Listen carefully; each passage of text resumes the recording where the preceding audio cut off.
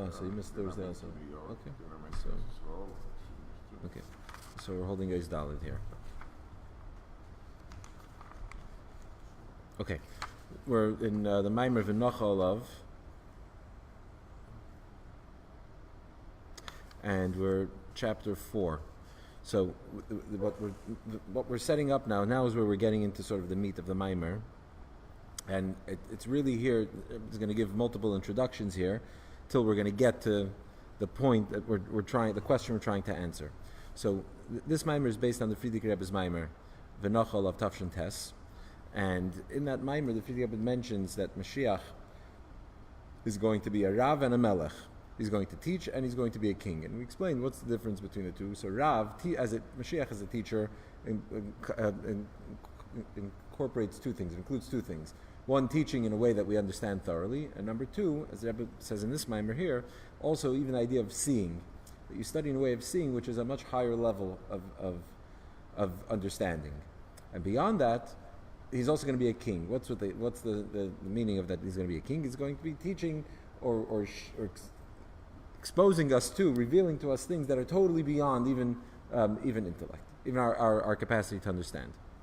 And the point is, Friedrich Rebbe says in his Maimer that all of this comes as a result of the time of exile, which we know that Mashiach, the time of Mashiach, is not a reward for what we for the good behavior, that we work hard in Golos and exile, and through all that, Hashem gives us a reward, which is Mashiach. But the time of Mashiach is a consequence. It's the result of our actions. That the effect of what we do in the time of exile is what brings about the time of redemption. Meaning that it's what we do in Golos, in exile, that brings about that revelation. And really everything that we're going to experience in the times of the redemption. So how is it that we find that our actions now in exile will lead to the time of Mashiach? And specifically, what we're concerned about in this Maimer, how is it that our Avodah in Golos brings about this idea of Mashiach being a Rav and being a Melech? Or to put the question in other terms, because Rebbe explains the question a little bit more, develops it a little bit more. If we're talking about a deeper appreciation of godliness, so when is it that people served Hashem in a way of a deeper understanding and appreciation of godliness?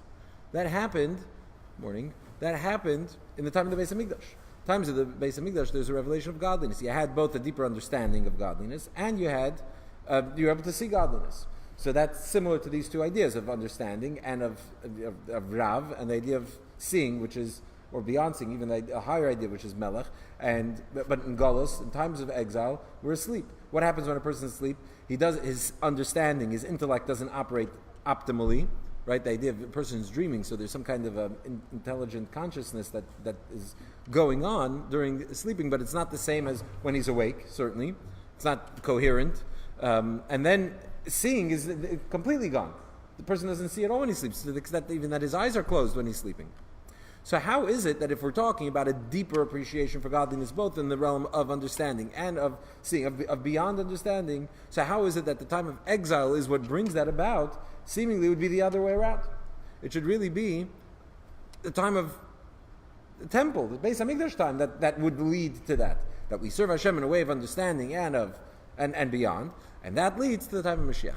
But it seems he's saying that it comes from the time of Golos. So that's the question. So the Rebbe explains that what the Friedrich Rebbe mentions in this moment, the Friedrich Rebbe doesn't really mention it as an explanation, but the Rebbe develops it and explains how this is actually an explanation, an answer to the question, which is we have to understand what it means that we're serving, what it means to serve Hashem in Golos. What's the difference between serving Hashem in Golos versus serving Hashem in the time of the Beis Hamikdash? That in the time of the Beis Hamikdash we served Hashem through intellect, emotion, but in time of Golos, when all of that is absent, is not present, and not certainly to the same extent as in the Beis Hamikdash, so how do we serve Hashem? So primarily through netzach, like perseverance. That notwithstanding all the challenges that a person endures in exile, he overcomes all those challenges and passes through all those obstacles and does what Hashem wants without being distracted, without being intimidated, without being afraid. How does a person have that capacity? So when we talk about netzach, this attribute of netzach, so we know that netzach is a lower attribute. You have the intellect, which is the highest layer of the attributes and of the person's faculties. Then you have the emotions, love and fear, which the next tier down. Netzach is already in the third, it's the lowest level. Right? That comes beneath the torso. So that's already So you'd think, why is it that in exile we have Netzach? Because we can't have anything else. So we're left with the bottom of the barrel. So the Rebbe says that's not the case. Why is it that Netzach is activated in Golus? Because Netzach actually is rooted in a much higher source. So since Netzach is rooted beyond even intellect, so therefore exile can't conceal it. It can't be covered up by exile, and therefore that's what we have in exile. So we see the great power in Netzach. That's why that's active in exile, and that exile can't interfere with it, can't cover it over. So the Rebbe says that if that's the case, so we have an explanation for how serving Hashem in Golus with the midah of Netzach, how we can see how that prepares us for that's the consequence. The result of that is Mashiach being a king. That you reach a level of essential faculties that are totally beyond even intellect. And so that would bring about the time of Mashiach, when Mashiach, as a king, will be able to teach us on an essential level that's beyond even intellect. But what about Mashiach being a teacher? That seems to not be a result of that effort. So that's something the Rebbe is coming to address here. So the Rebbe says that the Frierdiker Rebbe, in his Maimer, really, the lengthy explanation the Frierdiker Rebbe gives, is about the idea that exile is a Yerida l'tzayrich aliyah. That the time of exile is a descent, a Yerida, l'tzayrich, for the purpose of an aliyah, an ascent. That sometimes you take a step back to take 2 steps forward, right? Or you encounter challenges and hardships and struggle, and you come out on the other side of the struggle stronger than you were before the struggle, right? So there's a time now of tranquility, everything's going well, of relative prosperity, and then you go through a turbulent time. That's certainly a step down from the previous state, but what the effect it has, the result is that you come out stronger on the other side. So that's a descent. Oh, that's a good question. So let's first try and understand what Yerid L'Tzarech Aliyah means conventionally, and how the Rebbe is going to tweak it and give us a new layer of understanding here. But let's go now into the Maimer in chapter 4. That was just to know how we're ending up now in Yerid L'Tzarech Aliyah, that the neshama comes into the body, or that the yid goes into Golus. That's a descent. It's a step down from the way it was before, and how that's for the purpose of the ascent. Right, and how this will explain to us. We'll see ultimately how the time of exile is also a preparation, or the consequence of that is Mashiach even as a teacher. Okay, so let's see chapter 4. Mamshech ba Maimer. So Frierdiker continues in his Maimer from Tafshin Tes. The Bir Davar Zeh, that to explain this idea, what? He says, to explain this concept that the revelation of the redemption, of the future redemption, comes specifically after our service in exile, right? As we've developed the question on that, earlier.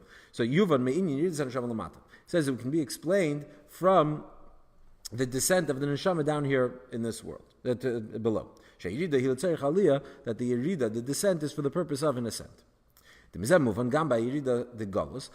Frierdiker gives an analogy, this idea of Yerida of the neshama, the descent of the neshama from above, from heaven, where it's high up in a very high spiritual state, and then it comes down, thrown into a body, into our lowly world, right? So what's the point? Why do you take a neshama and interrupt its bliss up in heaven and send it down to this world? Because through coming down here, it reaches a higher level, right? So the Rebbe says, by understanding that, we can also understand that the descent into exile, right, which is a step down from temple times, is Shehi L'Tzarech Aliyah, is also for the purpose of an ascent, right? That's what the Frierdiker Rebbe is saying.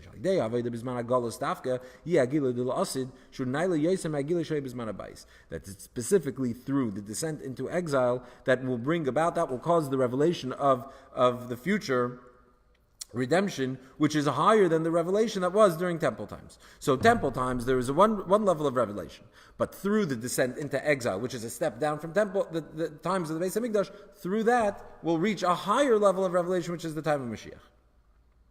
So V'yesh Leimar, we can say that Taisaf is Bir Zeh, that the fact that he adds this explanation. In other words, what was lacking, right, we in our summary just now, we really addressed this, right? What was lacking in what we said before about Netzach, that Avodah in Golos is through Netzach. And since Netzach comes from the essence, it's a sort of essential faculties, so that we understand how that brings about Mashiach, right? So why does the Frierdiker Rebbe have to add? What was missing that he has to add another explanation, this explanation of the Yerida L'Tzarech Aliyah? So the Rebbe says, the fact that he adds this explanation, which is Shakavonis HaYerida Da Golos, He Melchatchila L'Tzarech Aliyah. Here the Rebbe already adds that it's not just that he adds already his own, adds the word Melchatchila. touching on Nachman, your question, that the descent, the purpose of the descent of Galus, of exile, is to begin with. In the first place, it's all about, it's not just the result of it, but the whole intention of it to begin with is for the ascent. Right?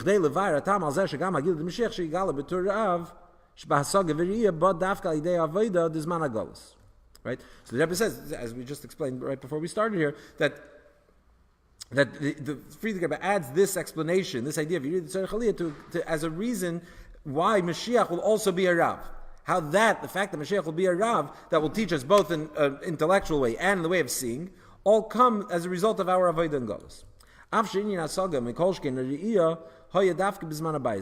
Even though this idea of hasaga, of understanding, and certainly the idea of seeing was greater in the time of the temple, right? So even though then, now the diff we're talking about, there are two things here, right? We're talking about higher understanding, deeper understanding, and we're talking about essential powers, faculties that are beyond understanding, right? One is the role of Rav. Mashiach fills as Rav, as teacher. The other he fills as Melech, as king.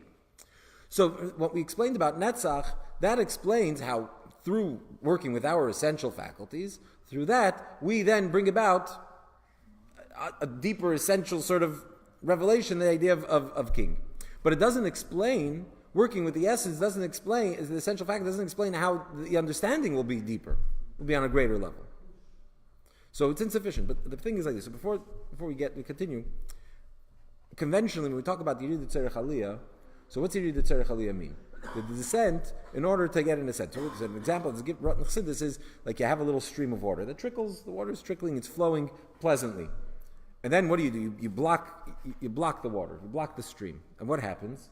The water starts to build up, and then it comes through with greater force. Right? So before the water was lower, there was less water pressure. And when you put an obstacle, you interfere with the flow, so that generates greater force in the water. So what happened? You reveal a deeper strength in the water that was not expressed earlier. And the same is true with people. Person, when everything's going okay, you don't really know how strong you really are because you don't really need such great strength when everything is going well. When you encounter a challenge, suddenly you learn so much more about yourself. You realize that you actually, when you wake up in the morning on a day when everything's good, you think, I can't handle any kind of deviation of it. And what happens when things go off the rails? You figure it out, and you realize that you can handle a lot more than you thought you could handle. So hopefully, certainly if we consider that the Eibusher doesn't give us anything we can't handle, and so we're not inviting, obviously, God forbid, we're not inviting any kind of challenges, God forbid, we daven, we shouldn't have it, but the fact remains that when you're dealing with adversity, it brings out a much greater strength. So even Yerid Tzarech Aliyah, just the way we understand it conventionally, seems to not help us with the issue of the question at hand, which is how does that lead to the Mashiach being a Rav, being a teacher? In other words, Yerid Tzarech Aliyah, as we understand it, seems to be just another way of explaining the concept of Netzach, that through challenges you reach deeper faculties that are beyond what you're operating with before. But how does that? The problem is we're trying to understand how that leads to a deeper understanding. Right? So in this Maimer, the Rebbe gives us a whole new understanding in the idea of Yerid Tzarech Aliyah. He explains it a different way. There's a chiddush here that explains it a different way that addresses that as well. Okay, so that's what we have to understand. So in order to do that, the Rebbe first starts with understanding the concept of Yerid Tzarech. What does it mean that there's a Yerida? And then what was the resulting Aliyah? He's going to go through all that, and he's not going to just start. We're concerned with the Yerida, the descent into exile. But the Rebbe is going to explain it as it is in the Neshama, and he's going to explain it as it is in the first Yerida, which is in the divine infinite light. Okay. So, this idea, though, before we jump into that, the idea that we talk about understanding and then seeing, right? The difference between seeing and understanding. Where the Rebbe says both of those, in our mind, the Rebbe is saying that they're both intellect. That's where they both are, right? So that Rav includes not only explaining thoroughly in a way that you understand it thoroughly, but also the idea of seeing, Re'iyah, seeing something. So the idea of seeing something, what's necessary, so we're going to... And when it says about the why Shema Yisrael, Yisrael, free, so strong. Why is it Right. To say the A, so. We also said we say the A. Right? Yeah, but Shema Yisrael is Good. So it's explained short. It's explained, but the idea is their head. The whole point is they have to be mamshakut into opnimius. They have to take that in. It shouldn't just be something that's out. But that's the mile of Shmi over here. I mean, there's the miles in each one. One of the Maimorim we learned talked about the idea of seeing and hearing. Right? Interesting. We spoke about Shema Yisrael. That Shema. We said one was hearing, one was seeing. V'hoyam Shemaya Tishmu. That's seeing, and Shema Yisrael is really seeing. It's interesting. We learned Yehuda Atta. Remember last year? I think it was. Whatever. But yeah. So it's discussed. But so we'll get. Let's dive in here. But you do. Of Yuvan's, excuse me. So if Yuvan's a me'inyan ha'yirida shebechlal ha'ishtalshus, we'll understand it by first prefacing this idea of the general, the idea of the general descent in the divine light when it comes to creation. That there is a descent. The tchilas ha'yirida hu tzimtzum rishon. What's the first descent? Is the tzimtzum rishon, the very first tzimtzum. When we say tzimtzum, so the word tzimtzum means contraction, and it means concealment. Both play a role in tzimtzum. We're going to see. It's not really the subject here, but basically, you have the infinite light of God before creation, and when it's in the space of infinity, there's no room for anything else. If there's infinite light, so you can't have anything, because wherever you go, there's light. So in order for God to be able to create something, He first needs to create a space for it, right? So that's what tzimtzum means. The first tzimtzum means that He creates a space in which there could be a space for a world, for a creation. Because prior to that tzimtzum, it's not possible for there to be a creation. Right? So it has to be a tzimtzum. So what does a tzimtzum look like? So he says like this, Yedua, so it's known, the Pa'ulas at tzimtzum, he hein ba'orin seif ha'bligvul, the hein ba'or sheb'chinas gvul, ha'or shel ha'oreilus. That the idea of tzimtzum happens in both the infinite light and in the limited light, the finite light, the light that then shines into the world. What does this mean? So the way the tzimtzum works is that there's a concealment, and we'll see soon what exactly we mean by concealment, but that Hashem creates a space, right? So it talks about in Kabbalah and Kisvei Arizal. That's where the whole idea of tzimtzum is we first encounter it really. So he says that first there was no space for a world, right? And space, we don't just mean physical space, we mean even theoretical space. Like there was the concept of a world, that there was no room for such a concept, even such a notion when there's an infinite light. So what happens? Hashem creates a tzimtzum. The tzimtzum meaning He conceals that infinite light. Then what happens after He makes that concealment? So then you're left with an empty space, so to speak. An empty space. What happens with that empty space? He then, if it's an empty space, it's devoid of anything. So it'd be like a black hole.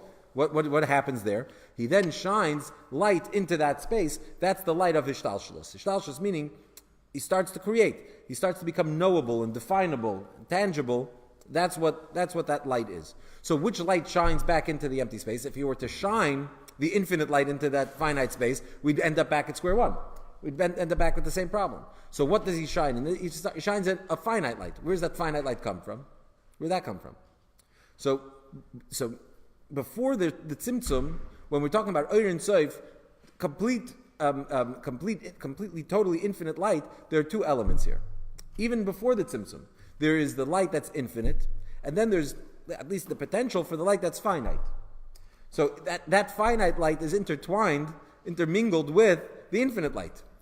Now, there's no space really for the finite light to express itself as finite light. Why? Because everything is infinite, right? But that idea at least exists. In other words, for there even to be a tzimtzum, there has to be a potential for the Eibusher to actually create a tzimtzum. Something that's just infinite, how could it limit itself?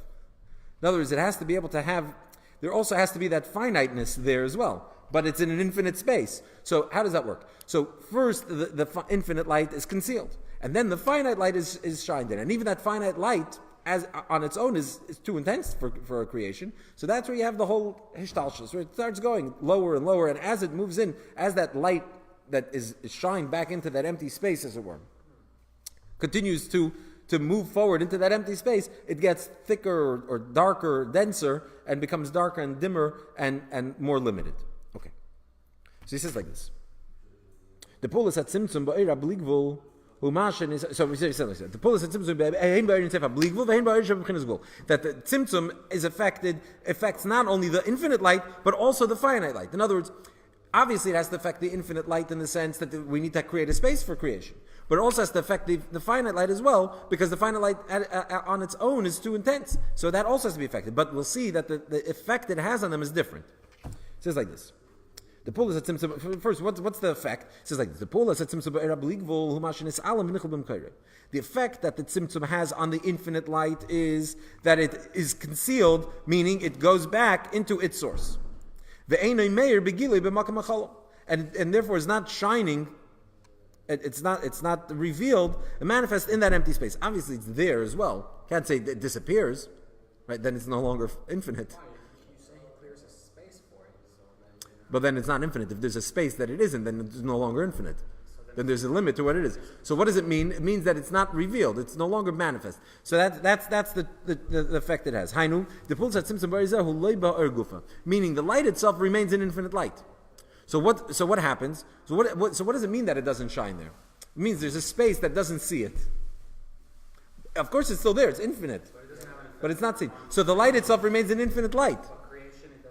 Well, it enables it. It's the first step to even enable it. So in a sense, but yeah, it's far removed from creation. But the point is that the empty space doesn't sense the light that's there.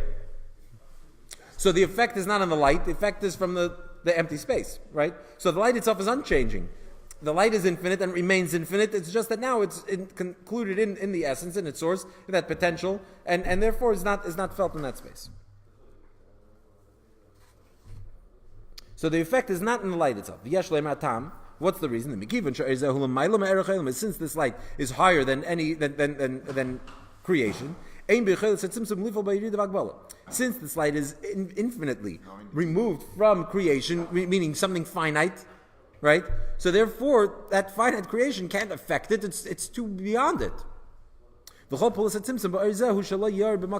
effect of the tzimtzum's effect is only that the light shouldn't be manifest in that space, right? But it can't affect the light. It could only affect maybe its perception of whether that light's there or not. Okay. Whereas the effect that the tzimtzum has on that other element of light, the finite light, which is then shine back into that space to create and animate the worlds. So here the effect is it does affect light to become in yanim in a few things. Number one, Alav before the tzimtzum, that light was intertwined with the infinite light. You couldn't separate between the two. You couldn't even single it out. So obviously, when you're in good company, everything's great. When you're suddenly taken away, separated from that company, it's not as great anymore. You find yourself in a foreign land. You're not in good company anymore. You're all alone. So that's an effect. But even so it's separated. Through that it comes down a notch from that pristine state of where it's just hanging out with the infinite in better company. But that also here, does anything change in the light itself? Its external circumstances change. But the light itself is still the same, right? But then another element is based since it then shines in through a dilug. It like skips through the tzimtzum. It skips in not in a organized or orderly fashion, because you have an empty space and suddenly this light is sort of injected back in, sort of out of the blue. There's something from nothing. There's always a gap there. There's no. It's not like a progression. So because it takes that leap, so therefore, it now takes on the form of 10 attributes. And as explained elsewhere, we're not going to get into it now. This idea that what usually you say, you have oir and keli. The oir is pashut, the oir is simple, is not defined, and what gives it that definition is the keli, the vessel that it's in. So you take simple light and you put it into a keli of chesed, and now you have chesed. Like you take light and you shine it through a blue glass, and now you have blue light. The light itself remains simple; it's colorless. But you shine through a blue glass, it's blue. You shine through a red glass, it's red. So what gives it that color is the glass, not the light. But Chassidus explains that really there's Oir HaChesed. Even the light itself is a Chesed light. In other words, it's not right. Right. So now we see already something else. Before the light was simple. And now suddenly, when it comes back into this created space, now suddenly it takes on a form of a definition of Esther spheres. But furthermore, Gimel Daidea Tzimtzum Mislabish Achakach Oir Kelim Shaidezu Babak Shamash Nasim Kumaya Kelim. Furthermore, once the light takes on this hue, or takes on that element of Chesed, where now it gets into, it is now enclosed in a keli. So the fact light without a keli is different than the light in the keli. Light outside the vessel is different than light in the vessel. In what sense? In that now the light itself becomes more coarse, becomes tangible. So light itself is sort of spiritual, is abstract, is not tangible, and then it becomes tangible. The example would be, you have an idea. There's a concept that you have, right? So let's say we would say like 1 + 1 = 2. So that's sort of a math concept, a theory. It's abstract. So you want to teach a student, you teach a little kid that 1 + 1 = 2. You want to teach them the idea, but they can't grasp the idea. They're little children. So what do? You take 2 apples. Right, you put an apple on the table, say, here's 1 apple. And you take another apple, you put another apple on the table. Now you have 2 apples, you put them together, now you have 2. Right? So now the child knows 1 apple is 1, and 1 apple and another apple makes 2. But to the child, does he now grasp the concept of math, of addition? He doesn't get the concept. He just knows 2 apples. Right? That 1 apple is 1 apple, and 2 apples is 2 apples. And every time the child's going to want to apply, let's say, this logic further, certainly as you advance, it changes. But the point is, it takes on that form where he needs to go back to the apple. His frame of reference is an apple. So could you say that the child grasps the pure theoretical concept? No, he understands apples. That's his realm. That's his world. So what happens when this light comes? So in the second idea, the light already takes on a form. So now it's an effect in light. Before the light was simple, now it takes on a form. But as it comes into a keli, what does that mean? It comes about hakshama. It becomes tangible in the sense that now, just like a teacher teaching a student can teach the idea, but the idea remains too abstract, so he has to give a metaphor, and then the student understands the idea through the metaphor, but he can never really get away from the metaphor.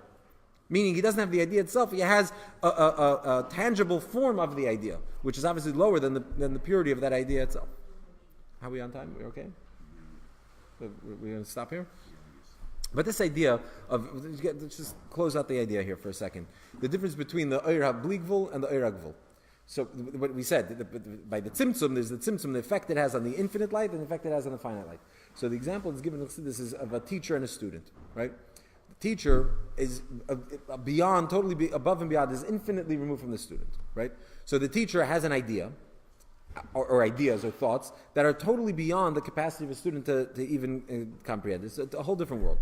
So now the teacher wants to teach the student. So the first thing he has to do is, he has to silence, turn off, in a sense, the deep understanding that he has in the topic. Because that's something that the student is not able to handle.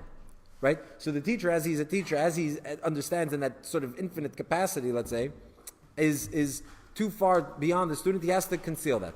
Because if he's going to indulge in it or be mindful of it, it's going to distract him, it's going to prevent him from actually preparing a lesson for the student. So that has to be concealed.